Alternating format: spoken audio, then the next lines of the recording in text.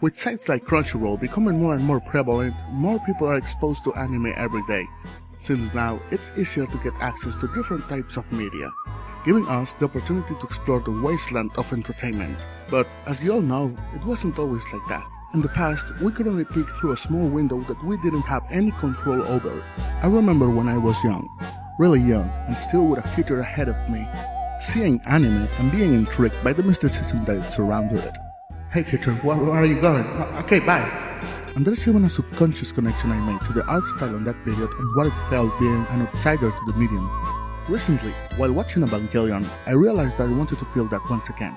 But now as an adult, as far as that can apply to me, it was clear that it would be very hard to get that, or to even see what it was to begin with.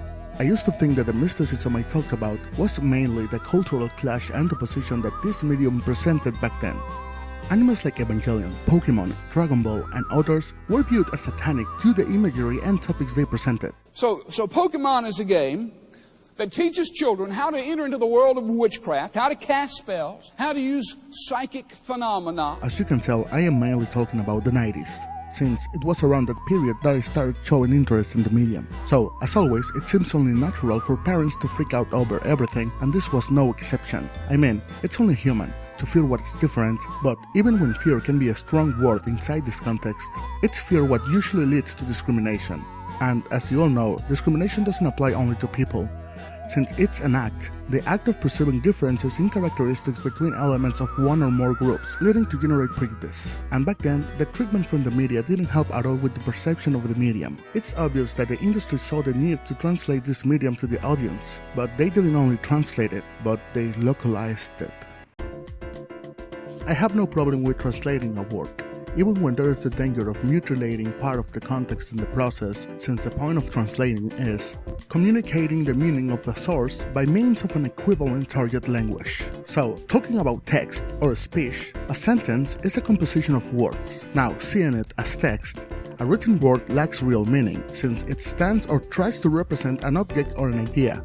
So, the easy solution to avoid chopping the content of a work and keep its original integrity will be to translate the work while maintaining direct communication with the creator. But it's obvious that that isn't the case, and in some cases, it isn't even possible. For example, in Bloodborne. Why is this so good? I love this so much! The story is communicated as a puzzle, which is composed by gathering the clues provided from visual aspects like attires from enemies, their weapons, animations, props, items, descriptions. Every single thing is a piece of the puzzle to get the lore. So, if a piece of the puzzle is mistranslated, how can we get the full picture? Vario Media made an excellent job pointing out some examples of this problem. He shows how social little thing, as the gender-neutral terms in Japanese in contrast with the pronouns in English like he or she, can be a huge obstacle to theorize the background of a main character in the game.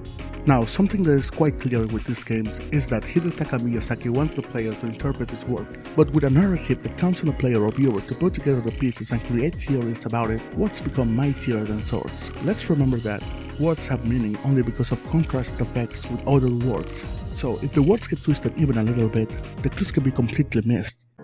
And that is only translation. Localization is even worse, since it's when a certain group has the power to mutilate the content based on the perception of the work. Since localizing is the cultural adaptation of a multimedia content, aiming to recognize local sensitivities, adapting them to avoid conflict with the local culture. So anything that seems inappropriate to one group can be changed without consulting the expressive needs and desires of the author. And while doing this, it's clear that they treated the medium thinking of a target audience composed only of kids. Even when we know in Japan animation is enjoyed by people of all ages, some people still have that opinion about animated content in general. And that was just the initial treatment for the medium for it to enter the country. We still had, as always, the opinions of parents, teachers, religion, which are never afraid to find everything being inappropriate for children. We know how religion sees anime. Pokemon world is a world of the demonic, of the satanic. And we usually think of Christianity with these topics. So taking it as an example, Christianity in Japan is among the minority religions with less than 1% of the population claiming Christian belief or affiliation, while in America, More than 70% of the adults identify themselves as Christians. So, is it really strange for authors to use religious content as a concept for storytelling? As I mentioned before, back in the day, shows like Pokemon caused a bad opinion with the church community for things like how they use the term evolution. Evangelion was a no-no with so much of the symbolism and imagery it has. In the end, anime was marked as a diabolical thing. Of the satanic. There was even a couple of reports where children had been stabbed by other children over Pokemon cards. Our kids are going out in gangs on the streets and they're so used to killing each other and blowing each other, blowing each other and blowing each other, blowing each other and blowing each other. Better go and buy myself some Bible. Now, the point of this argument is not to blame people and their beliefs, but to show how looking through a wider lens can help to better understand why such topics are used in this type of media. Even today, people are ready to tag something as perverted or dumb. Just like Mimimi. Remember what reaction it caused? Well, gee. What the f*** are you making me watch? This is disgusting. People were too focused by the fact that it showed boobs.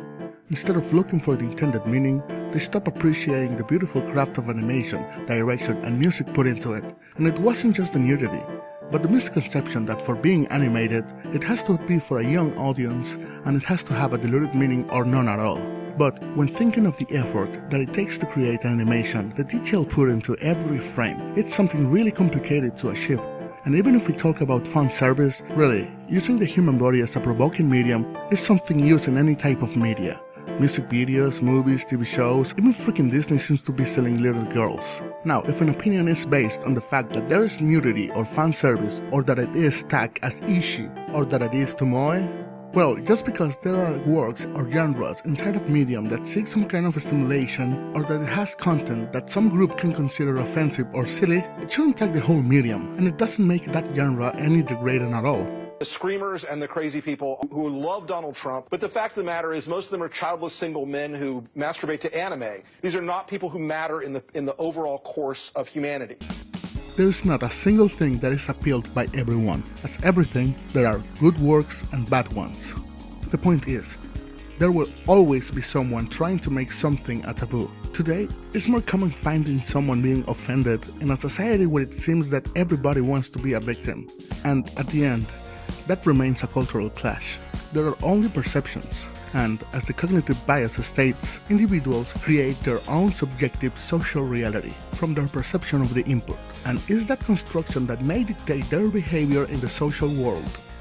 This is not meant to be a complaint. The point I'm trying to convey is that with media being thrown at us every day, and with the means to find out about others' opinions, being positive or negative, getting involved or not, it can distract us and make us tag or judge something before even trying it. And everything that comes en masse or loads of can generate a pile of itself.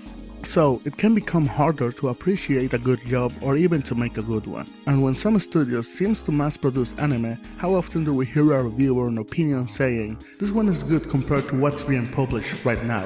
Or, we see it just because it has cute girls, but we expect nothing about it. And, as I said before, any genre can generate good works. But when we end up just consuming something, lowering our standards and expectations, we private the medium of attention, being part of the consumerism, generating demand for products that we don't want. I myself have a large list of pending shows to watch, some that I've seen, some recommendations and opinions of people I admire, and some that I want to try just out of curiosity. But I want to really try them. In the end, anime is a medium, just like cinema, where a team generates an animation through collaboration. Think of the Genga Man, the in-betweeners, music composer, actors or seiyus that put so much effort into making every show. Even those shows with a plot that sounds so silly when you try to recommend it, but that manage to get you hooked up for how incredible the execution and progression of the story is.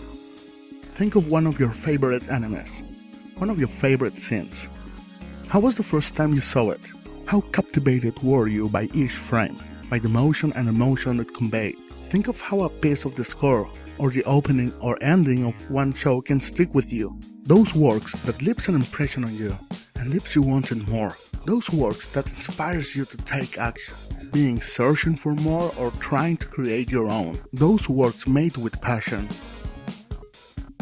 That's what I realized is the mysticism I talked about. It wasn't that they kind of prohibited this medium to some of my friends, but the fact that the semi-taboo that the medium presented back then, it led me to pay a different level of attention, an attention that I wouldn't have paid to any other medium before. It was mainly the curiosity of seeing something from afar and getting carefully closer and closer to it, finding something new. And after getting close to the medium, it became something that dwells in me. But as time goes on and something becomes old, it's hard to find excitement on it. But that doesn't mean that it's necessary to walk away from it or that it is completely lost. A simple change of perspective, maybe looking closer to it, can be enough to kindle that fire back again. In the end, when you see an anime or a movie, TV show or play a game, see through the global perception and generate your own opinion. And let's give credit where credit is due. It's looking through the tags and interacting with the medium that allows us to find works that stays with us. Even if our interpretation differs from the creator's message, it's the passion put into those works that inspires us to try something new and share the same passion of those creators we so much admire. Let us enjoy it together. We make life too complicated as it is to let others ruin what we consider enjoyable. So let's start. Blowing each other away.